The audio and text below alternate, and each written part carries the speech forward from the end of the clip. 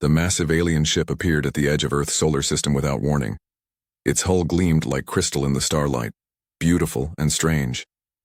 The ship was 3 times larger than anything humans had ever built. It moved slowly, carefully, sending radio signals on every frequency humans used for communication. Captain Sarah Chen stood on the bridge of the orbital station New Geneva, watching the alien vessel on her main screen. She had been expecting something like this for months. Human scouts had reported strange ships watching them from distant star systems. Now those watchers had finally come to talk. "Captain, we're receiving a transmission," her communications officer announced. "It's in perfect English." Sarah nodded. "Put it through." The voice that filled the bridge was calm and musical, clearly not human. "Greetings, inhabitants of the third planet. I am Admiral Zexathari of the Galactic Confederacy. We come in peace and wish to speak with your leaders." Sarah activated her microphone. "This is Captain Sarah Chen of the Earth Defense Force. Welcome to our solar system, Admiral. We're honored by your visit." There was a pause before Zexathari replied. "Captain Chen, we represent 847 different species from across this galaxy. We have watched your people spread to new worlds with great interest. We come to offer you membership in our confederacy and to discuss terms for peaceful coexistence." Sarah smiled. The alien sounded nervous, which was interesting. "We appreciate the offer, Admiral. Would you like to meet in person? We can arrange for a diplomatic meeting at our station." "That would be acceptable. We will send a shuttle with our diplomatic team." 2 hours later, Sarah waited in the station's main docking bay as the alien shuttle landed.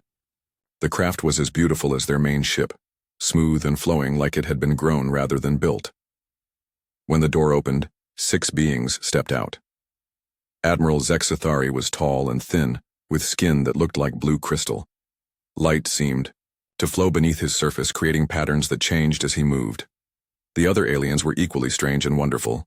One looked like a walking tree with golden leaves. Another seemed to be made of flowing water held in a transparent shell. A third had wings that sparkled with their own light. "Captain Chen," Zexathari said, his voice now coming from a small device on his chest. "Thank you for receiving us. These are my fellow ambassadors from the Confederacy's ruling council." Sarah bowed slightly. "Welcome to New Geneva Station. Please, follow me to our conference room." As they walked through the station's corridors, Sarah noticed the aliens looking around with what seemed like surprise. They whispered to each other in languages that sounded like music and wind. In the conference room, both sides sat at a large table. Zexathari placed a small device in the center that projected a 3-dimensional map of the local galaxy. Thousands of star systems glowed in different colors. "Captain Chen," Zexathari began, "your species has expanded faster than any we have observed. In just 50 Earth years, you have colonized 17 star systems. Most species take centuries to achieve such growth." Sarah nodded. "We're an active people, Admiral. We like to explore and build new homes." "Yes, we have noticed," the tree-like alien said, his voice like rustling leaves. "Your expansion has been aggressive. You terraformed dead worlds, mine, asteroid belts completely, and establish colonies in systems that most species consider impossible to inhabit." The water being spoke next, her voice like waves on a shore. "We offer you a place in our confederacy. We can share our technology, our knowledge of the galaxy, our trade networks. In return, we ask only that you slow your expansion and follow established protocols for colonization." Sarah leaned back in her chair. This was not what she had expected. The alien seemed afraid of human expansion. "Admiral, may I ask why you want us to slow down? The galaxy is vast. Surely there's room for everyone." Zexathari's crystal skin flickered with rapid patterns. "Captain, in 3 of your years you have established more new colonies than the Confederacy has approved in the last century. Your industrial capacity appears to be growing exponentially. Several of our member species have expressed concern about your future intentions." "Our intentions?" Sarah asked. "We just want to grow and learn. We're not threatening anyone." "Perhaps not intentionally," the winged alien said, her voice like singing crystal, "but your rate of resource extraction and military buildup suggests preparation for large-scale conflict." Sarah frowned. "Military buildup? Admiral, we have defense forces, yes, but we're not building an army to attack anyone. We build ships to protect our colonies and explore new regions." Zexathari activated another projection. This one showed human space, with dozens of glowing dots marking colonies, mining operations, and defensive installations. Captain, your species currently operates more active military vessels than 12 of our member species combined. Your industrial output in the past year alone exceeds that of some civilizations we have known for millennia. Sarah studied the projection. From the outside, she supposed human expansion did look aggressive. 17 systems in 50 years with massive industrial complexes, thousands of ships and millions of people spread across dozens of worlds. But to her, it just looked like humans being human. Admiral, she said carefully, I think there may be a misunderstanding here. What you're seeing isn't preparation for war. It's just how we do things. We build fast, we move fast, we grow fast. It's our nature. The tree being leaned forward. Captain Chen, we have observed many species in our time. None have shown such rapid expansion without eventual conflict with their neighbors. We wish to prevent such conflict before it begins. Sarah stood and walked to the large window that showed Earth floating in the distance. The blue and white planet looked peaceful and small from here. Admiral, I appreciate your concern, but I think you may have misunderstood something fundamental about humanity. She turned back to face the aliens. What you've observed isn't us preparing for war. What you've seen is us just getting started. The room fell silent. The aliens looked at each other with what Sarah interpreted as confusion and growing alarm. Getting started? Zexathari asked slowly. Sarah smiled. But there was something in her expression that made the aliens shift uncomfortably. Admiral, those 17 systems you mentioned? That's not our expansion, that's our nursery. Those thousands of ships you're worried about? They're mostly cargo haulers and construction vessels. That industrial capacity that concerns you? We built it to support civilian growth, not military action. She walked back to the table and placed her hands on its surface. Admiral Zexathari, ambassadors of the Galactic Confederacy, I want to thank you for coming here today. I want to thank you for offering us membership in your organization. But I need you to understand something very clearly. The aliens waited, in silence. Sarah's voice remained friendly, but her words carried weight that seemed to fill the room. We haven't even begun.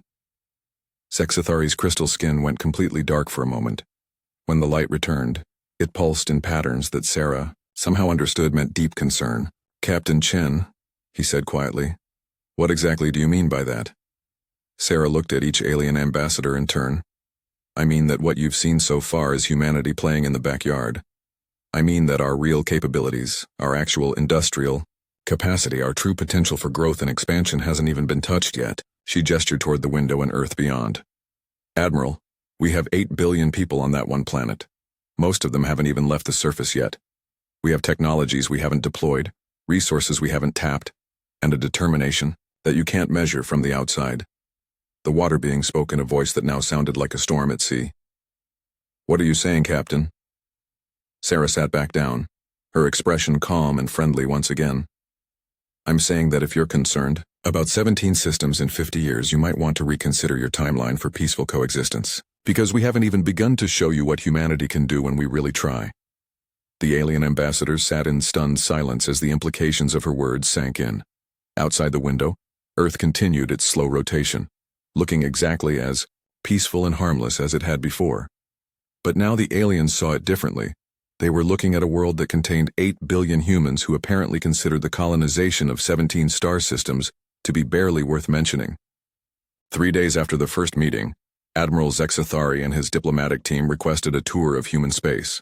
They wanted to see the colonies, the industrial facilities, and the military installations that had caused such concern among Confederacy members. Dr. Elena Vasquez, Earth's lead expert on alien relations, was assigned as their guide. She was a small woman with gray hair and kind eyes, but the aliens quickly learned that her gentle appearance was misleading. She knew more about human capabilities than perhaps any other person alive. Welcome aboard the transport ship Horizon, Dr. Vasquez said as the alien delegation settled into specially designed seats. Our first stop will be Mars. I think you'll find it interesting. The trip to Mars took only 4 hours. The aliens were impressed by the human ship's speed and comfort, but they were not prepared for what they saw when they arrived. Mars was no longer the red, dead planet they had observed in their databases. The southern hemisphere was green with growing plants and blue with artificial seas.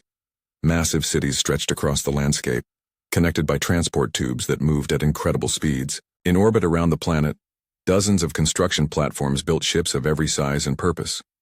"How many people live here?" asked the tree-like ambassador, his golden leaves rustling with amazement. "About 40 million, Dr. Vasquez replied, casually. "Mars was our first major terraforming project. We finished the atmosphere work 20 years ago. Now it's primarily an industrial and shipbuilding center." Zexithari's crystal skin flickered with rapid patterns. 40 million people? Our intelligence suggested perhaps a few 100,000. Dr. Vasquez smiled. Your intelligence was probably looking at the surface population. Most Martians live in underground cities. It's more efficient and protects against radiation. Would you like to see the shipyards? The tour of the Martian shipyards lasted 6 hours. The aliens watched in growing amazement as humans built everything, from small scout ships to massive cargo haulers. The construction speed was unlike anything in Confederacy space. Ships that should have taken months to build were completed in weeks. "This is just one of our production facilities," Dr. Vasquez explained as they watched a kilometer-long cargo ship receive its final systems. "We have similar yards around Jupiter, Saturn, and in several other systems." The winged ambassador's crystal voice trembled slightly. "How many ships do you build per year?" "From all our yards combined, probably around 12,000, not counting small craft and personal vehicles." The aliens fell silent. The entire Confederacy built fewer than 1,000 ships per year across all member species. Their next stop was Europa, Jupiter's ice moon. What they found there challenged everything they thought they knew about inhabitable worlds. The moon's frozen surface had been turned into a vast industrial complex, with cities built under kilometers of ice. Humans worked in conditions that would kill most alien species, mining rare elements and building advanced technologies. "The cold doesn't bother you?" asked the water being as they watched humans working in temperatures far below freezing. "We adapt," Dr. Vasquez said simply. "Humans can live almost anywhere if we have the right equipment and enough determination. Europa is actually one of our more comfortable colonies. On Titan, Saturn's largest moon, they found atmospheric processors that were slowly converting the moon's thick, poisonous air into something humans could breathe. On Ganymede, massive farms fed millions of people using artificial sunlight and genetically modified crops. In the asteroid belt, mining operations extracted more raw materials in a single day than some Confederacy worlds produced in a year. But it was the research stations that truly worried the alien delegation. Humans were experimenting with technologies that the Confederacy had banned as too dangerous. They built artificial intelligence systems, genetic modification laboratories, and weapons research facilities that pushed the boundaries of known science. "Are you not concerned about the risks?" Zexthari asked as they toured a research station where humans were working with exotic matter. Dr. Vasquez considered the question. "Of course we're concerned, but we're more afraid of staying still than we are of moving forward. Every new technology, every solved problem, every breakthrough makes us stronger and safer. Standing still is the most dangerous thing we could do." On the 5th day of their tour, the alien delegation finally asked the question that had been growing in their minds since the trip began. "Dr. Vasquez," the tree being said, "how many humans are there in total?" She paused in her explanation of a zero-gravity manufacturing facility. "Total population across all human space? About 12 billion last I checked. But that number changes. Quickly. We're growing fast." The alien stared at her. According to their intelligence, Earth alone had 8 billion humans. Now they learned there were 4 billion more spread across dozens of worlds and hundreds of installations. 12 billion, Zexithari repeated slowly. "That is more than 6 of our member species combined." "Yes, we're a numerous people," Dr. Vasquez agreed. "But remember, we're still just getting started. Earth could easily support 20 billion people with our current technology. Our colonial worlds are nowhere near their carrying capacity, and we're opening new systems for settlement faster than we can fill them." That night, aboard their ship, the alien ambassadors held an emergency conference. What they had seen during their tour was not the expansion of a single species. It was the emergence of a galactic power that had been growing quietly in one small corner of space, while the Confederacy wasn't paying attention. "They have more people than we estimated," the water being said, her voice like a worried tide. "More ships, more industrial capacity, more colonies. Everything is bigger than our intelligence suggested." The winged ambassador spoke in tones like breaking glass. "But they seem genuinely peaceful. I saw no evidence of aggressive military buildup. Their weapons are defensive.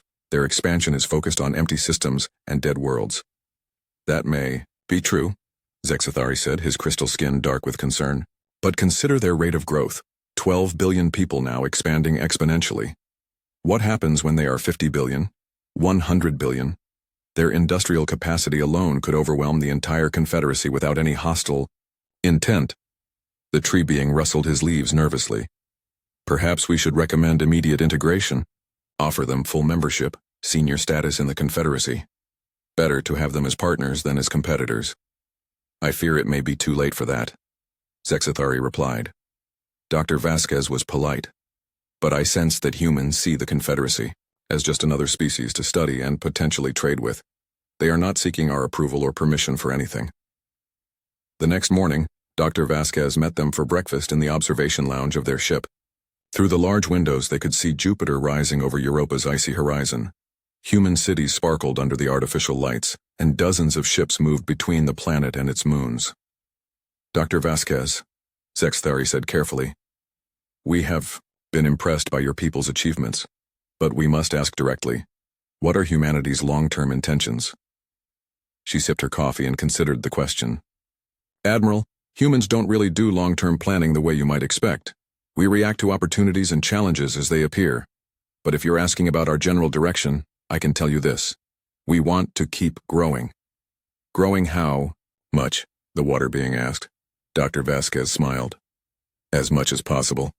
There are hundreds of billions of stars in this galaxy, and probably trillions of planets. Most of them are empty, dead, unused. We'd like to change that. The aliens looked at each other with growing alarm. They were beginning to understand that humanity didn't see the galaxy as a place with limited resources to be shared carefully among many species. They saw it as a mostly empty space waiting to be filled with human life and human civilization. What about other species? The tree being asked. What about existing claims and territorial boundaries? We respect everyone's rights, Dr. Vasquez said quickly.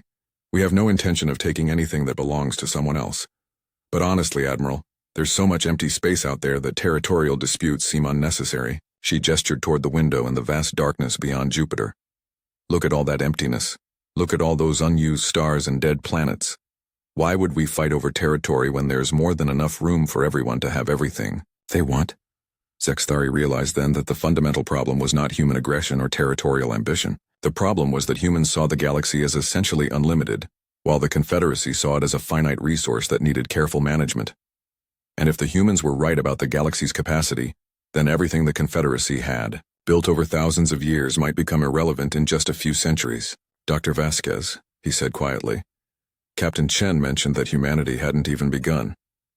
What did she mean by that? Dr. Vasquez finished her coffee and smiled. Admiral, what you've seen on this tour represents about 10% of our current capability. We've been expanding carefully, making sure each step is secure before taking the next one. But if we needed to, we could probably double our rate of growth within 5 years. The emergency session of the Galactic Confederacy Council was held on Nexus Prime, the ancient capital world that had hosted diplomatic meetings for over 10,000 years. Representatives from all 847 member species gathered in the Great Assembly Hall, their voices creating a symphony of concern that echoed off the crystal walls.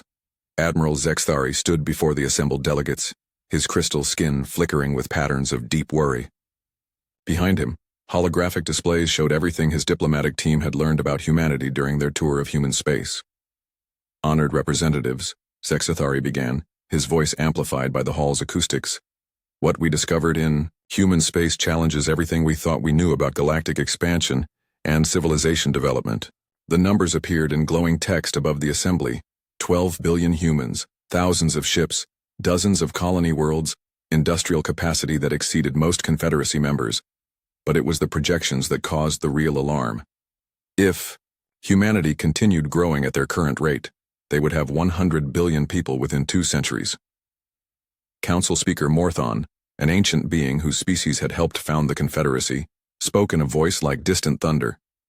Admiral Zexathari, your report suggests that this single species poses an existential threat to the established order of our galaxy. Are you certain of these numbers? We verified them multiple times, Zexathari replied. What concerns us most is not their current size but their growth potential. They speak of expansion as unlimited. They see empty space not as neutral territory to be preserved, but as resources waiting to be claimed. A representative from the militant Krex species stood up, her armored carapace gleaming under the hall's lights. Then the solution is obvious. We eliminate the threat before it becomes unmanageable. A coordinated strike by our combined fleets could end this problem quickly. Murmurs of agreement rippled through some sections of the assembly, but others voiced strong objections. The Confederacy had been built on principles of peaceful coexistence and diplomatic solutions. The humans have shown no direct hostility, argued Representative Villana of the Philosophical Ethereal Collective. Their expansion has avoided all claimed territories. They seem genuinely peaceful in their intentions. Zexathari activated another display, showing human industrial capacity in detail. Representative Villana raises an important point. The humans appear to be peaceful, but consider this. Their civilian industrial infrastructure could be converted to military production faster than any species we have on record. Their shipbuilding capacity alone could produce a battle fleet larger than our entire combined navy within a single year. The assembly fell silent as this information sank in. The Confederacy's military strength had always been based on the combined fleets of many species, each contributing according to their capabilities. But humanity's industrial capacity suggested they could match that combined strength with the output of a single species. General Thexmore of the Krex Military Command stepped forward. Council Speaker, I request permission to assemble a deterrent force. If we show strength now, we may convince the humans to accept reasonable limitations without the need for actual conflict. Several other military leaders voiced support for this approach. The logic seemed sound. Demonstrate overwhelming force to convince humanity that cooperation was their best option. Council Speaker Morthon considered the proposal. The Confederacy had used such tactics successfully for millennia. Most species, when faced with the combined might of hundreds of civilizations, chose negotiation over conflict. Very well, Morthon announced. General Thexmore, you are authorized to assemble a deterrent fleet. Make it large enough to impress but position it defensively. We seek compliance, not conquest. Over the following weeks, ships from across the galaxy converged on the rally point near the edge of human space. The fleet grew until it contained nearly 2,400 vessels from 80 different species. It was the largest military force ever assembled by the Confederacy, representing the combined naval power of most known civilization. The fleet represented more than just military might. It was a symbol of galactic unity, proof that the established order had the strength to maintain stability. Each ship carried the hopes of species that had found peace and prosperity under Confederacy protection. General Thexmore commanded the fleet from the massive dreadnought Eternal Vigilance, a ship that had served as the flagship for Confederacy forces for over a century. Around him, displays showed the positions of every vessel in the fleet, creating a three-dimensional map of coordinated military power. Send the message to human space, Thexmore ordered. All frequencies, maximum broadcast strength. I want every human installation to receive this clearly. The message was formal and direct. To the human species and their representatives, the Galactic Confederacy requires your immediate compliance with established protocols for expansion and colonization. You will limit your growth to no more than one new system per standard galactic year. You will submit all colonization plans to Confederacy oversight. You will reduce your military shipbuilding capacity to levels appropriate for defensive purposes only. Failure to comply will result in enforcement action. You have 72 hours to respond. The message was accompanied by detailed sensor readings showing the size and capability of the Confederacy fleet. Any species with basic technology could see that they were facing the combined might of most known galactic civilizations. The human response came within 6 hours. Captain Sarah Chen appeared on communication screens throughout the Confederacy fleet. She was sitting in what appeared to be a comfortable office with Earth visible through a window behind her.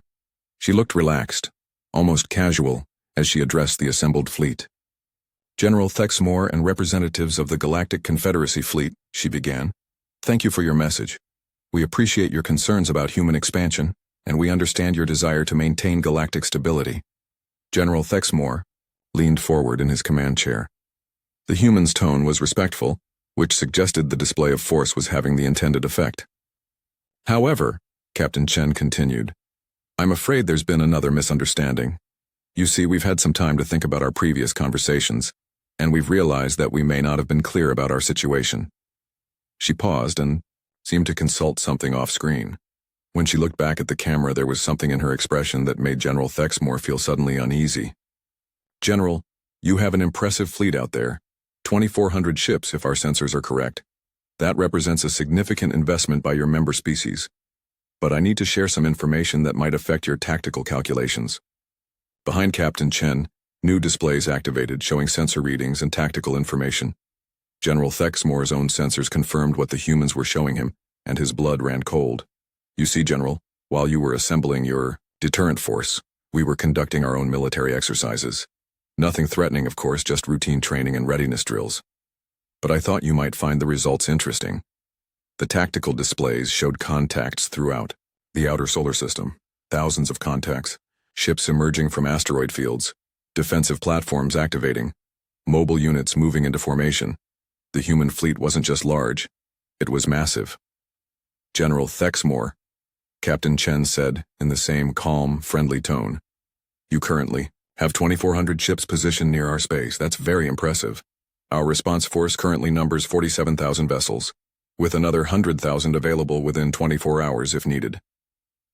The bridge of the Eternal Vigilance fell silent. Officers stared at their displays in disbelief, running the numbers again and again. The readings were consistent. The humans had somehow assembled a fleet that outnumbered the Confederacy force by more than 20 to 1. But here's the thing, General, Captain Chen continued. Those numbers represent our rapid response capability. Our actual military production capacity is significantly higher. If you'd like to continue this conversation in terms of military strength, we're prepared to do so, but I think it might be more productive to discuss other options.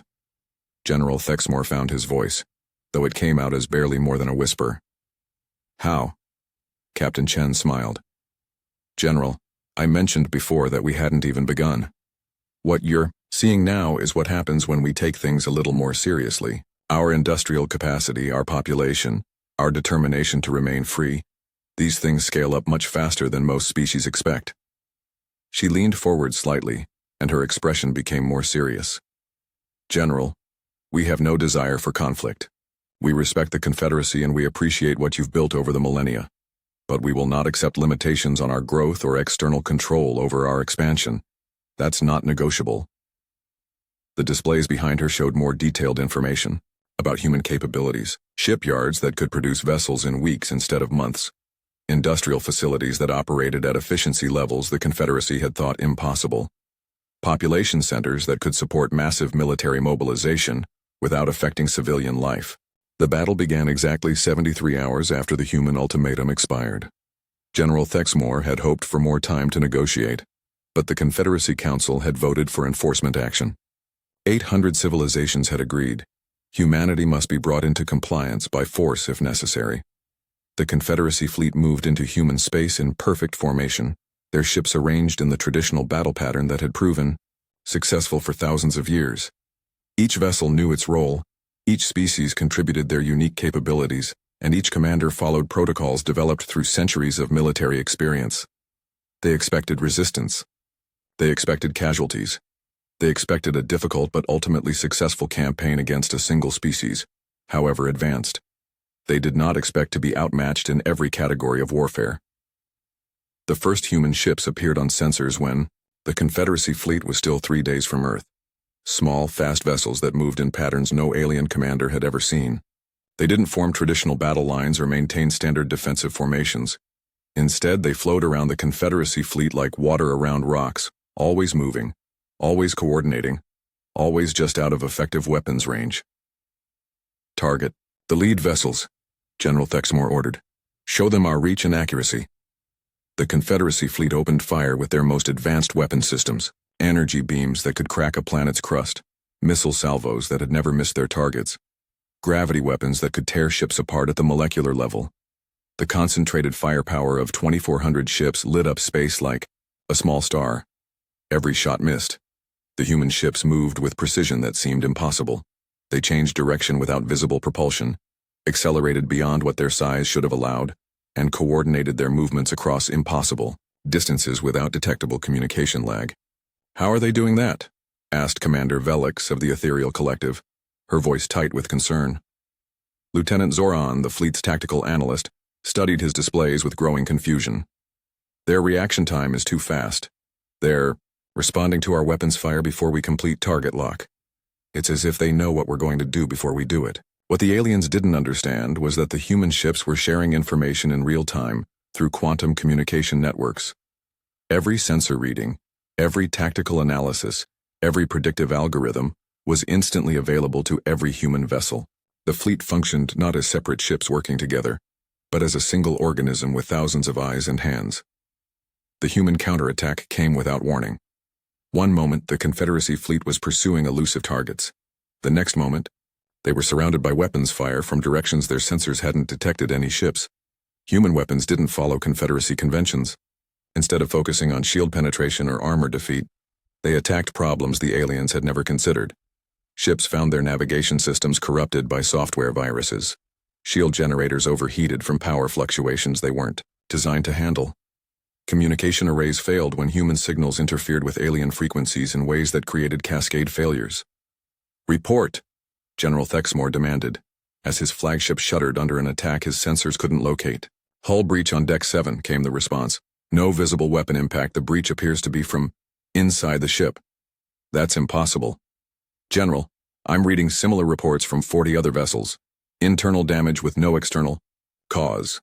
It's as if something is eating through our ships from the inside." What the Confederacy didn't know was that human weapons included self-replicating nanomachines, delivered by projectiles too small to trigger alien point defense systems. The machines found their way into alien ships through tiny gaps in armor, then began systematically destroying critical systems from within. But the real horror for the Confederacy wasn't the effectiveness of human weapons. It was the humans' complete disregard for traditional rules of engagement. Alien warfare had evolved over millions of years into a ritualized system of honor and protocol. Ships fought ship to ship. Civilians were protected. Surrender was respected. Rules existed to prevent conflicts from escalating beyond control. Humans ignored every rule.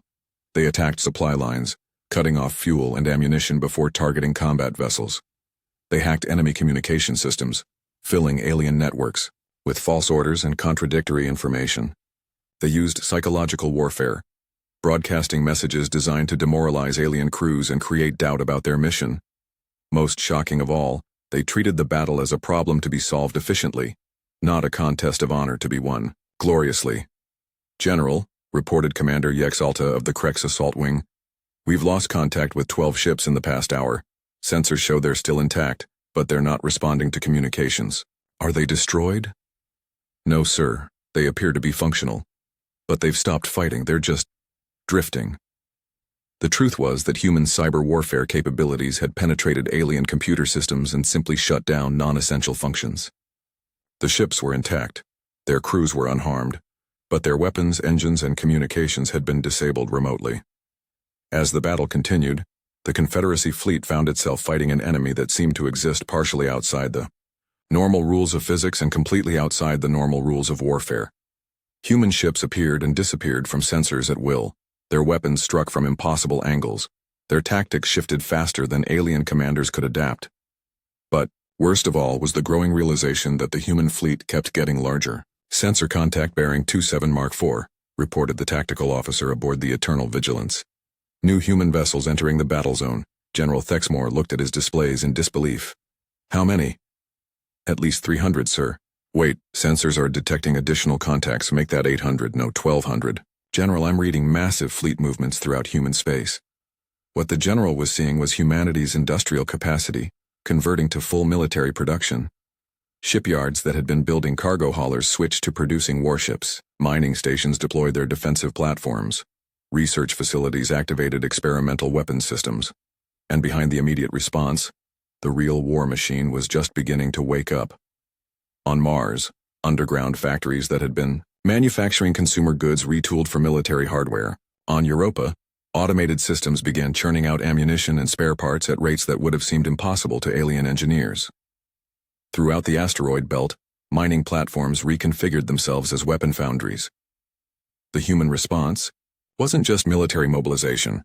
It was total civilizational activation. Every human world, every industrial facility, every research station became part of a war economy that operated with efficiency the Confederacy had never imagined possible. "General," his communications officer called out, voice strained with barely controlled panic. "We're receiving surrender requests from 37 of our ships.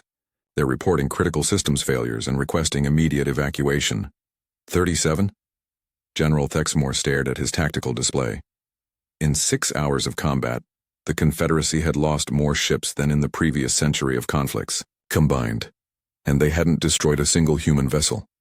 Sir, the tactical officer added quietly, long-range sensors are detecting human fleet movements in sectors 7 through 12.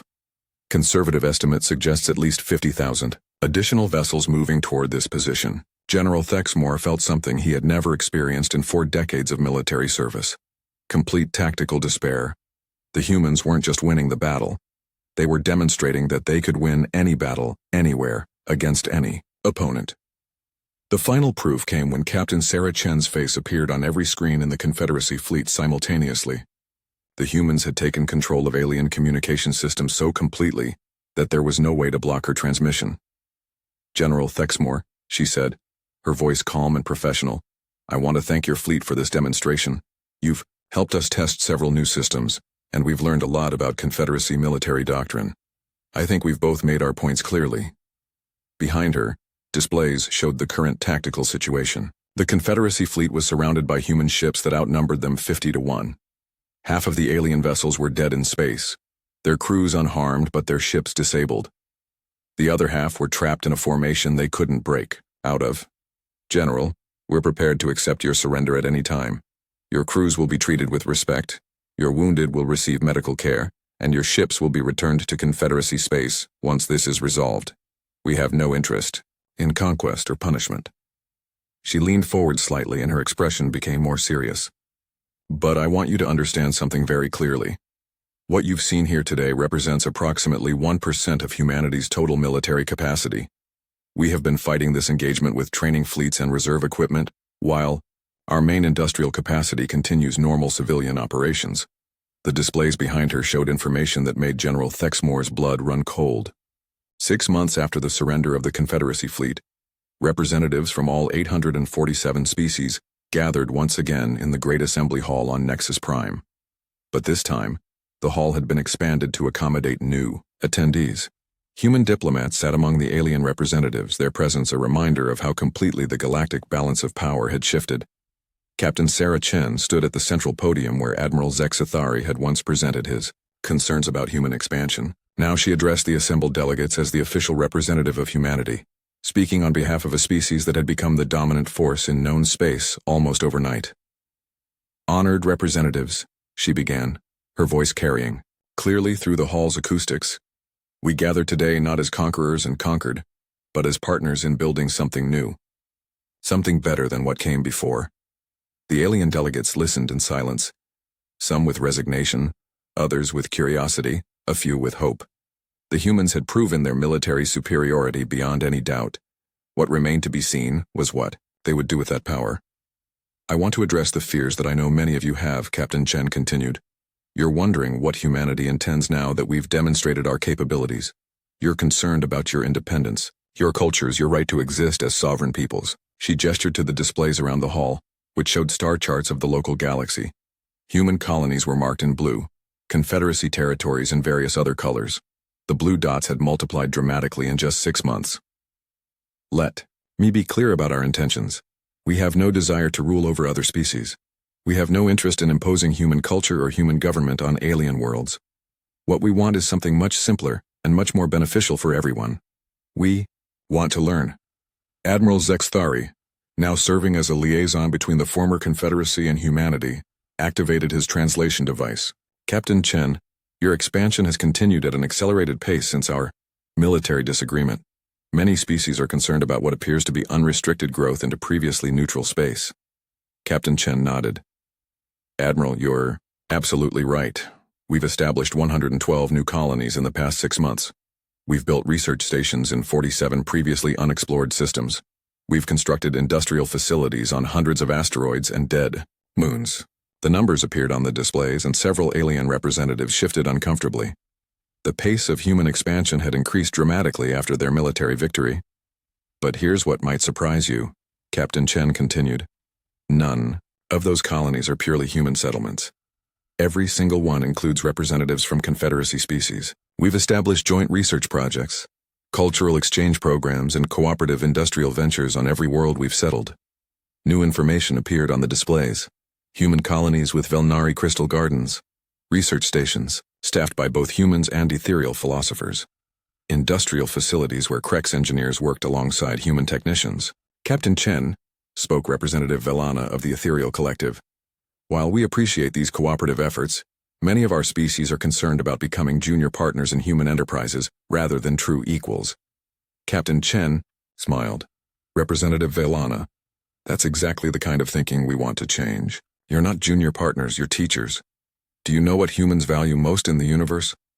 Knowledge, experience, wisdom. She walked closer to the ethereal representative, her expression earnest and excited. Your people have been studying philosophy and consciousness for 50,000 years. We've been thinking seriously about these topics for maybe 3 centuries. Imagine what we could learn working together. Imagine what we could discover. The displays changed to show collaborative projects already underway. Human scientists working with ethereal philosophers to understand consciousness. Velnari crystal workers teaching humans about energy manipulation. Krex military engineers helping humans improve their defensive systems. This is our proposal for the new galactic order, Captain Chen announced, addressing the entire assembly. Not human empire, not confederacy bureaucracy, but true partnership based on mutual benefit and shared growth. Council Speaker Morthon, the ancient being who had led the confederacy for millennia, spoke in his voice like distant thunder. Captain Chen, your words sound promising, but actions speak louder than intentions. What assurances can you give that humanity will not simply absorb our civilizations into your own expansion? Speaker Morthon, that's a fair question. Let me answer it with specifics. Captain Chen activated new displays showing detailed agreements and treaties. Every species in this room will maintain complete control over their home worlds and established territories. No human settlement will be established in claimed space without explicit permission. All cooperative projects will be governed by joint committees with equal representation. She paused and looked directly at the ancient council. Speaker, but more importantly, we need you to remain distinct and independent. Your value to humanity lies in your differences, not in your similarity to us. We don't want to make you more human. We want to become more than purely human by learning from you. Representative Thexal of the militant Krex species stood up, her armored carapace reflecting the hall's lights. Captain Chen, your military demonstrated capabilities far beyond what we thought possible. What prevents you from simply taking whatever you want, regardless of our agreements? Captain Chen's expression became more serious. Representative Thexal, you're right to ask that question. The honest answer is nothing prevents us from taking whatever we want by force, but that's exactly why we won't do it. She walked to the center of the hall, addressing all the delegates at once. Force is the least efficient way to get what we want. Conquered peoples are reluctant teachers. Enslaved populations don't innovate freely. Dominated cultures don't share their best ideas willingly. The displays showed productivity comparisons between voluntary cooperation and forced compliance from human history. The differences were dramatic. We learned from our own past that cooperation produces better results than conquest. Always. In every case. Without exception. Captain Chen's voice carried conviction that resonated through the hall. We want you as willing partners because willing partners share knowledge freely, work harder, innovate more, and teach more effectively. Dr. Elena Vasquez, the human expert on alien relations, stood up in the human section. If I may add something, Captain Chen, what we've discovered in our cooperative projects is that alien perspectives solve human problems we didn't even know we had. Velnari energy techniques have revolutionized our power systems. Ethereal philosophical frameworks have improved our artificial intelligence designs. Krex military doctrine has made our defensive systems more efficient. She looked around the hall at the assembled aliens. We need you to remain yourselves because we need what you know, what you've learned, what you've discovered in your thousands or millions of years of existence. Homogenization would be catastrophic for human development. The tree-like representative rustled his golden leaves thoughtfully. Dr. Vasquez, this cooperative approach sounds beneficial, but what about resource allocation? Surely there must be conflicts over valuable systems and rare materials. Captain Chen laughed, a sound that somehow made the vast hall feel more intimate. Representative, that's the beautiful thing about space. There are more resources out there than any of us could use in a million years. The galaxy contains billions of stars, trillions of planets, more raw materials than all our civilizations combined could consume. She gestured toward the displays, which now showed surveys of nearby star systems. Empty worlds rich with rare elements, gas giants perfect for fuel harvesting, asteroid belts containing more metals than entire planets. The scarcity economy that drove competition in the past simply doesn't exist at galactic scales. There's enough for everyone to have everything they want. The only scarce resource is knowledge, and that's something that increases when shared, rather than decreasing. Admiral Zexathari spoke again, his crystal skin showing patterns of cautious optimism. Captain Chen, assuming we accept your proposals for cooperation, what does humanity expect from the former Confederacy species in return? 3 things, Captain Chen replied immediately. First, keep being yourselves. Maintain your cultures, your traditions, your unique ways of thinking and problem solving. Second, share your knowledge freely with human researchers and colonists. Teach us what you've learned over your long histories. Third, help us explore and settle new worlds where we can all benefit from expanded resources and opportunities. She smiled at the alien admiral. And in return, we'll share everything we discover, everything we build, and everything we learn. Our industrial capacity, our expansion capabilities, our problem-solving approaches, all available to any species that wants to participate. The hall fell silent as the delegates considered these proposals. What Captain Chen was offering sounded almost too good to be true, but the humans had already demonstrated their capability to enforce any agreement they chose.